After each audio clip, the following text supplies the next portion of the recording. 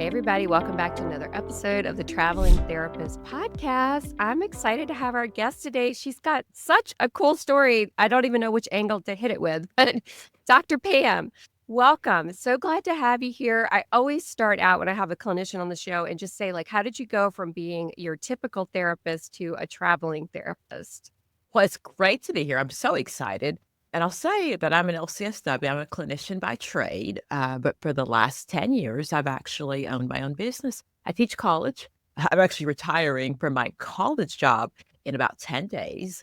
And I'll go full time into my business. And that way I'll be able to travel just so much more. In general, when my kids were little, we've always believed that them have experiences than gifts for Christmas. So I've always just believed that America is not the be all and end all. I'm sorry that it's not. There's such an amazing world out there. And since we were little, they were traveling. And of course, I've always had to work. So I fit it in. So I just fit it in. But the goal now is to actually, I'm not sure where I'm going first. But again, I own an online tutoring business and I can go anywhere. And I'm so excited. I love it. I want to dive into all of that. So, the years you were making it work, it looks like just reading through your bio, you've been to a ton of places. Like you've I traveled the have, world, literally. I have. So a lot of that was that between like the teaching schedule, you were trying to make it fit it in between the teaching schedule and then running a business also in the background while you were doing all this, or a private practice. Like give us a little maybe background about how you made that all work. You know that college was online for a couple of years. Right, So right. it was great. They said you could work from home. They didn't say what home you had to work from. I like that. I like that. So most definitely. And I'll be honest, right when COVID lifted, I felt safer outside of America in some countries. We were in Belize, and Belize had a 500 US dollar fine, which is double Belizean dollars if you didn't have a mask. So I felt so safe. So really, I spent about a month in Belize, and I could still teach my classes online, but I still ran my business. So absolutely, it's just we were in. Oh, I'm sorry. We traveled a lot. Right I was after just going to COVID. ask you because literally before this podcast, I was researching Belize and Roatan. I'm like, where can I go over the Gosh. Christmas holiday? Oh. We were actually in Belize. Yeah, that was Christmas. We went back for Christmas because we couldn't cruise. Absolutely. We spent 13 days on one of the private islands. Oh gosh, it was amazing. They ferry everything in, so you have to go back and forth by ferry boat. They get your groceries for you. They brought us fresh water. So that's really love Belize. We were in Aruba, and Aruba, you can drink the water. So that was one of the first places we went. And they were very, very strict. So this was COVID tracing. So whenever we went to a restaurant, you had to put your name and your email address. And Aruba, we had gotten, back then it was an expensive test.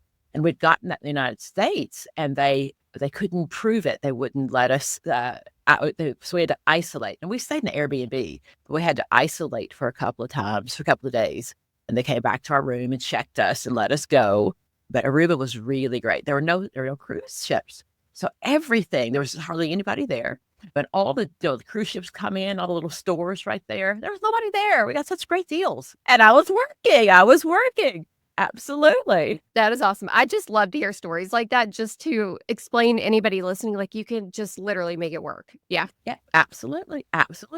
So my son was married to someone who was from Swiss. He's divorced now. And my daughter is married to someone who is Israeli. And we're Americans. So that travel has really opened their eyes to other people and other countries. So Yeah. it's one of the best things I've ever done. It's open them to the world, and I had to work. So Yeah. I could do it. You got to figure out a way to make money. Work and Right. travel. Amazing. Yes. Okay. So retiring in 10 days. Is that what you said? From For my brick and mortar, yes, I've worked college. I've taught college so I've really been in the field for 30 through about 33 years. Is my son. So my son is 33. I got my LCSW from South Florida. Went into traditional private practice, that's what I wanted to do. I had children. That didn't work out so well. So I was a school social worker for a little bit. And then I finally got on college, and I did a lot of guest speaking, a lot of anywhere in the world that would pay for me to speak. I would go. That led me to that. And just the love for the world just I want to see what the Romans do, and I want to do what everybody. I just want to see it. And then the way to do it is just to always have an online business. I knew that. I knew that I had to have an online business, and I love what I do. So amazing. Well, let's dive into what you do. I want to talk about this. It's such a unique, interesting niche that you're in. So I'd love to just tell everybody what it is and then talk a little bit about how you created this and then what it is. Like, how do you run it? How do you run it from anywhere in the world? Like, let's talk about all of that. We actually own the only one in the United States. We're a specialty tutoring company. We tutor for any mental health exam. So whether it's the LMFT, the LCSW, the NCE, the CPCE, drug and alcohol, you name it, we tutor to it. I worked for one of those companies, one of those tutoring companies, one of my part-time jobs, and they began to guarantee my services. And I'm thinking, if somebody's going to guarantee my services, it's going to be me. So I started off as a solopreneur. And of course, like every solopreneur, I'd say, oh, you want to speak to Dr. Pam? Let me go get her. We will get back to you was always my thing. Yeah, okay. So there was only me. And what I found is really there just wasn't anybody doing what we did. There are a lot of people that have taken their tests, they've got their master's degree, such smart people, got all A's, but they didn't learn standardized testing. And when you're taking the test, as you know, you really have to know what the test wants you to answer, not what you do in practice every day. You have to know theory. And you may use some sort of narrative theory in your practice, but the test doesn't care how you use it. Everybody gets the same test. So we really help you understand the theories and how the theories apply. We have people that have been out of school for 20, 25 years.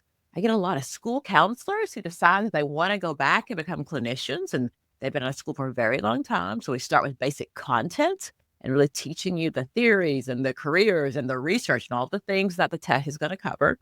We have people that have just graduated and can't pass the CPCE. A lot of states make counselors take that comprehensive test before they graduate. Right now, I have a staff. I think I have 14 other tutors on my staff. They're all licensed. All of them have come through my program. So we have a very specific way that we teach, and they've come through the way that we teach, and now they work for me.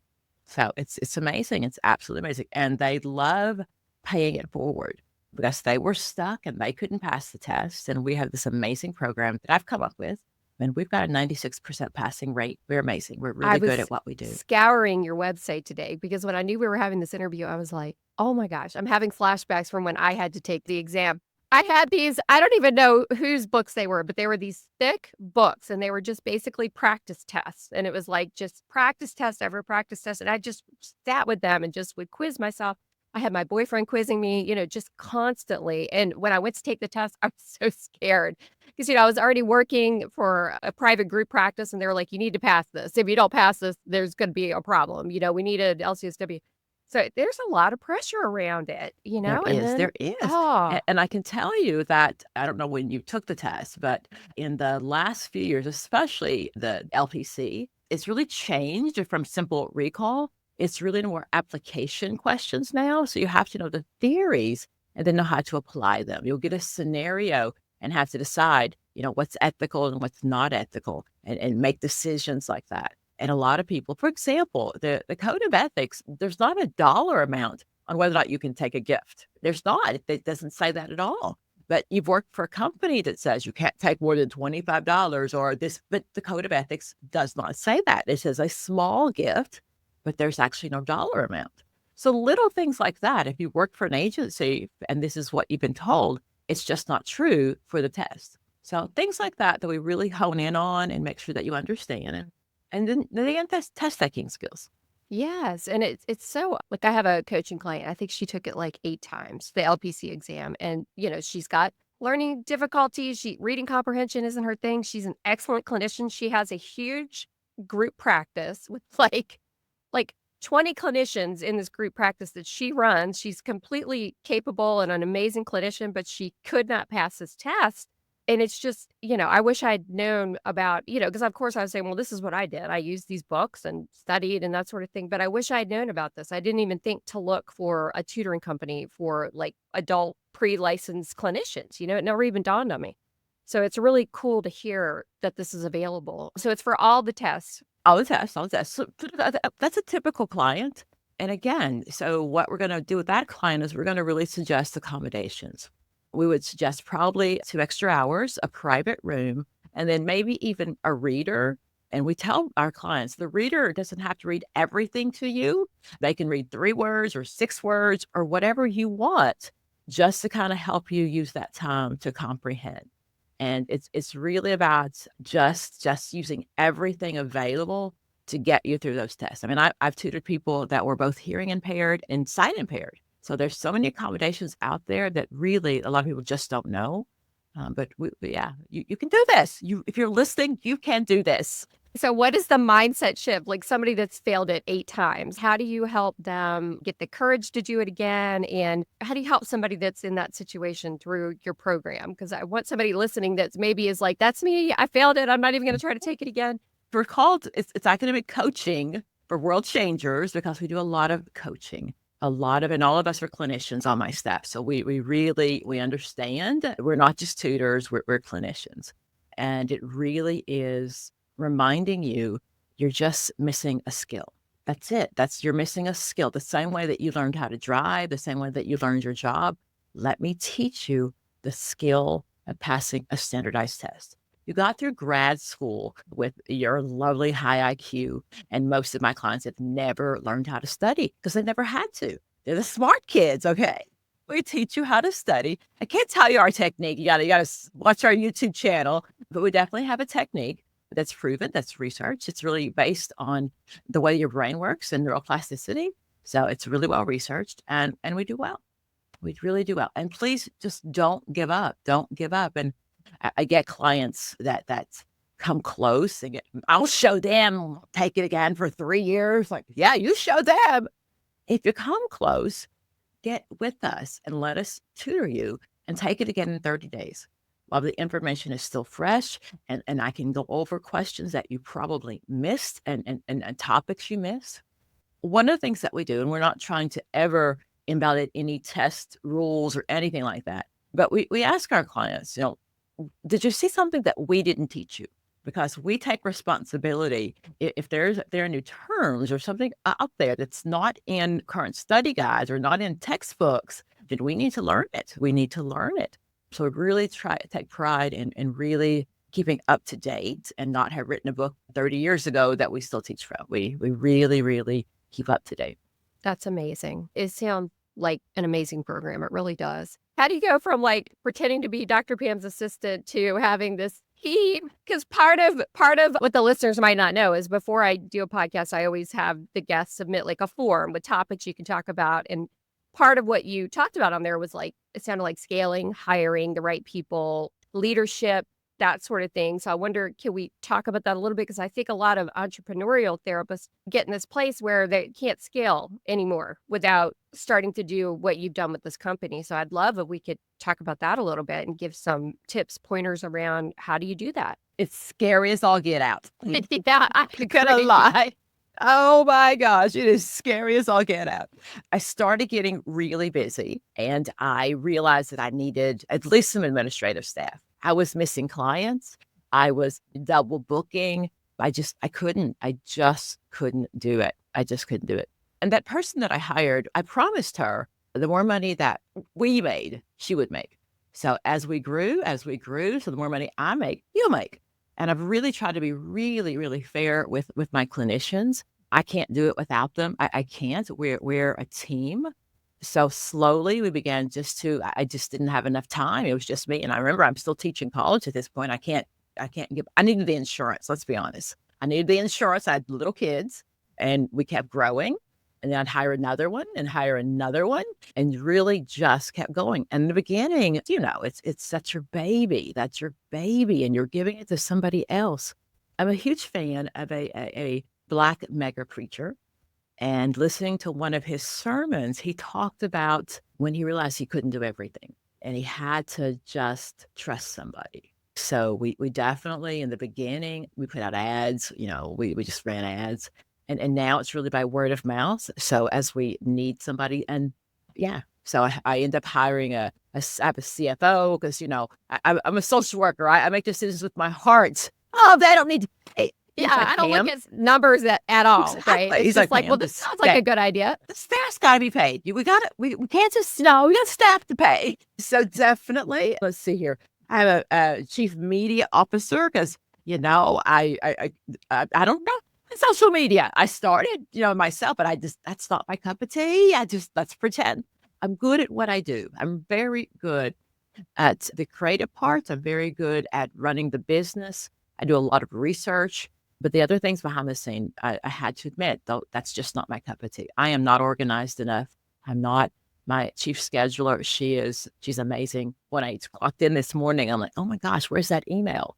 And she said, it's on your schedule, Pam. It's on your schedule. So yeah, so far we have not done any outside investments. We've really run it on my house and my bills and just me.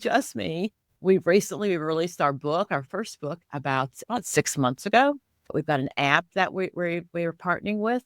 So really finding other people that are very good at what they do and then letting me do what I do and not having my hands in every pocket. I can't. And then if I'm focused on who paid, I can't do what I do. So for people that are thinking about running a business and scaling, it's scary. It's scary. It's scary. And I think every other person, I've always made sure my staff was paid. There was weeks that I didn't draw a salary from my business, but my staff was always paid. They'll always be paid. They're important to me. They're this business. I may be the face of the business, but I can't do it without them. They're all amazing. Absolutely. Yeah, those are such good tips. And it sounds like bringing in tutors that actually went through your program and know your proprietary method and it worked for them. They're probably like true believers and really good advocates for your program, I'm sure. They are. Now they ask. So, and we'll tell you in the beginning, we recommend 90 days of studying with us. So we usually do a 15-week session. And we tell people when we start that we hire from within. And so I get people that as they're going through, and not for everybody, but there are definitely some people that don't mind being on camera 24/7 because everything we do is recorded and just have that personality that really, really shine. And we definitely grab them. We grab them and we say, hey, come work for us. So I wonder if we could shift just a little bit because something else you talked about in your bio is reinventing yourself. I can't remember the word you used, but reinventing yourself at 50 after going through a major life change. I wonder, could you talk about that a little bit as like a clinician that went through that and like how, I turned 60 October 24th. So I don't know when this is going to air. Okay, but you about do a not month even ago. look anywhere near 60. I just want to say, anybody listening, she does not look 60. I have a 33-year-old son, so I just say that out there. I didn't have him when I was 12. Okay, I was really a grown adult. But yeah, at 50, my life fell apart. It just fell apart. My husband died, and it wasn't a good marriage anyway. So God knew what he was doing. He did. Wow. I didn't kill him. I always put that out there. Okay. I didn't. He just died. Okay. Good caveat. And I, like most moms and wives, I didn't know who I was. I didn't know what I liked to eat. I had 4 other people to feed. We did what was good for the family. He died in October, lost, confused. I used the defense mechanism, intellectualization. In March, I'd started a PhD program earlier and, kids and life and business and blah, blah, blah. And I didn't finish. So I called in March and I said, and it was months after he's died, I'm like, let's just go to school. What the heck? And I called school and they said, this is the application fee. And I didn't have it. I didn't have it. She said, we'll just waive it. I'm like, okay, God, you're telling me something. That's amazing. I really was. I did not have it. I just didn't. Like most people, I mean, my life was a mess. I was a total mess. My kids, one was two were in college and one was in middle school. And I struggling. I'm a believer, so I always share that with you. And I definitely remember being on my bathroom floor and just crying out to the Lord, like, what am I going to do? But I can't do this by myself. And I did. I said, okay. And it really was, again, it was a defense mechanism. It was avoiding life, avoiding the pain. Just go back to school. So now my business is small, but I still have a full-time job teaching college. And I've got at least 2 kids that are, I've got to support still. And that was my coping mechanism. That's just how I coped. So I worked and worked and worked and worked and worked. And they all grew up. My last one is finally, she's in grad school. She's 22. And in those years, I really began to find who I was and just what I like to eat and what I like to do and really learn me. And I, as a girl, after my age, we weren't taught to find us. We were taught to be good wives and good mothers. And I wasn't taught to even know who I was. And thank goodness I really focused that with my girls and my son too. Just, be you, figure out what you like and who you are. I'm totally outdoorsy. I love to camp. I love hiking. I like bike riding. Gosh, I like to eat. I love to cook. I love to cook. But now I know what I like to cook because it's just a single serving. Actually, I take that back. I make my own dog food too. So Oh, you do? Oh my gosh. How I have cool. 2 Shih Tzus. And I love to cook. So I make my own dog food. I love that. But yeah, it was a very tough time in life. Very tough. Yeah. I wouldn't be who I was, who I am today. If I hadn't gone through that, there wouldn't be a Dr. Pam. There wouldn't be this business on this magnitude because I didn't know I had enough self-esteem to do it. I'm not going to pretend. Wow. I just didn't think I could. What an amazingly inspirational story. I have a lot of faith that this was always his plan for me. Again, if my husband hadn't died, I wouldn't have known I had enough self-esteem to do this. That's amazing. In the testing business that started after he died. So no, actually before? it did. No, I was working for other companies. Oh, I see. Okay, So I was gotcha. working, but I didn't start my own business until after he died. Absolutely. Gosh, isn't it always amazing when you look back, like how all the paths lead to like these amazing places when you Absolutely. think back on it, like all the little Absolutely. pieces. Yeah.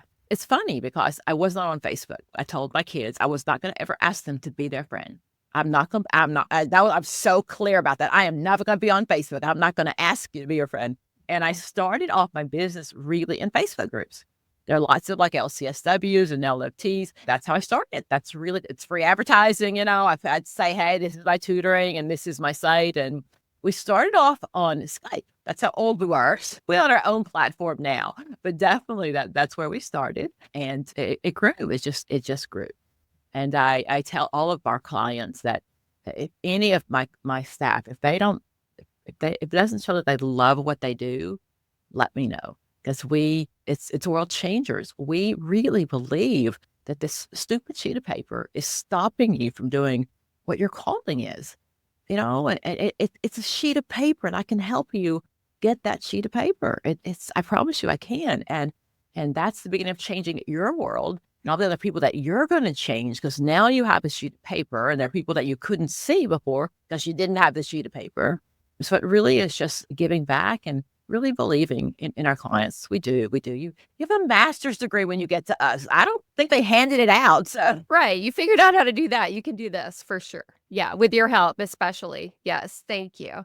Gosh, what an amazing story. And this business you built, it's got to help so many people. I just couldn't even imagine how many people are finding you and just like getting past that hurdle because it is a stupid piece of paper. It's necessary, but it's like, gosh, I mean, so like arbitrary to like what we do, it's like, okay, now I've got the paper. Now I'm official, We make a joke, we don't make you a better clinician. I'm sorry. Like when it says pass, the heavens don't open up and all of a sudden all these skills just fall in your lap. We don't do that. We just make you a better test taker. You're already a good clinician and a good clinician. And if you're not there yet, you're new, it's time and good supervision. So we don't do that. We just help you get the sheet of paper.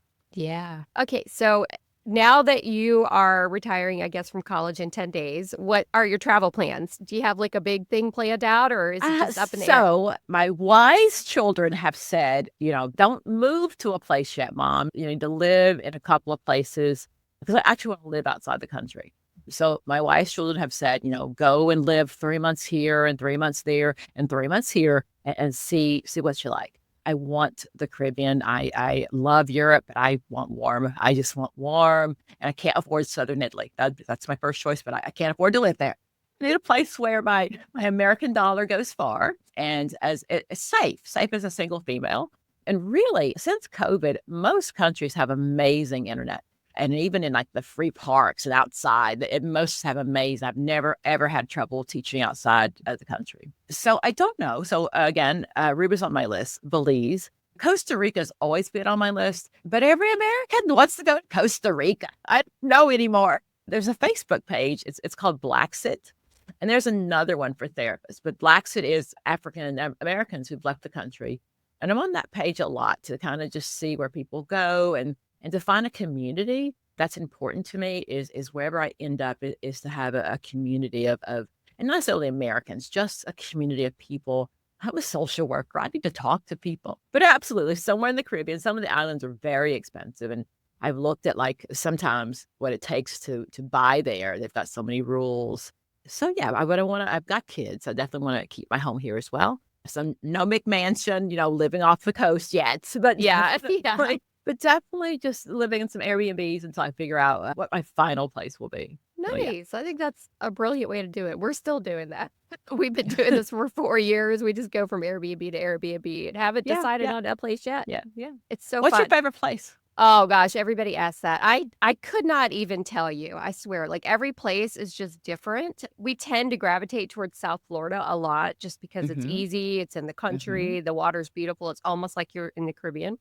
So we tend to That's where kind I'm of be down. from. Okay, yeah, you said South Florida Originally, yeah. University. I was like, I wonder what part. We lived in Hollywood for a couple years, down in Hollywood Yeah. near Miami. I really like it down there. So there's a small world. There's a small world. Miramar High School. Oh yeah, There's a yes. small special ed school behind it. I worked there right after. It was one of my second jobs after grad school. So Oh my it's a gosh. special. It's a school for children with emotional needs, and I worked there for quite a bit. Yeah. So cool. I love it down there. I mean, we love like the Dominican Republic. We've been there probably like 20 times Yeah, down in the yeah. Dominican Republic, Mexico, there's Yes. everywhere's great. We try to stay in the same general time zone, but we're Caribbean people definitely versus like Yeah. maybe Asia or, Europe or something. So I'm kind of with you on that. The time zone is important too because we, Thailand and like even like Fiji are great, but and the Yes. Philippines, but I Yeah. can't work on that time zone. I have to be this, at least Eastern or Central Standard Time to be able to Exactly. run our business. To function with clients in the United States. Yeah, Mhm. totally. Well, thank you so much. So how do people find you? If they want to look at your program or work with you, how do they find you? So I promise you, if you just put in Dr. Pam ACWC in your Google bar, we come up. Okay, great. We're pretty popular. It's Dr. Pam ACWC, or the name of our business is Academic Coaching for World Changers. And again, it's abbreviated ACWC. And my name is, I really go by Dr. Pam. My name is Dr. It's Pamela Janine Winton Turner. It's like 24 letters in my name, but it's, if you search Dr. Pam, we'll come up. You can find us on YouTube. You can find us on TikTok. You can find us on LinkedIn. We've got a couple of Facebook sites. So most definitely. And I always tell people, if you're not sure you want to invest in private tutoring, watch our YouTube channel. We've got, I think we've got about 5,000 viewers every 24 hours. People Amazing. really just love our YouTube channel. So check that out and you'll find us, and you find that you need some individual small group or one-on-one. We're here. We're definitely here. And we want you to pass the test just one more time or one time. Just Yeah. stop doing it. Get off this wheel. And it's doable. It's doable. Don't give up. People need you. Yeah, and people need you, Dr. Pam. Thank you. Amazing what you're doing. Thanks so much for being here today. Thank you.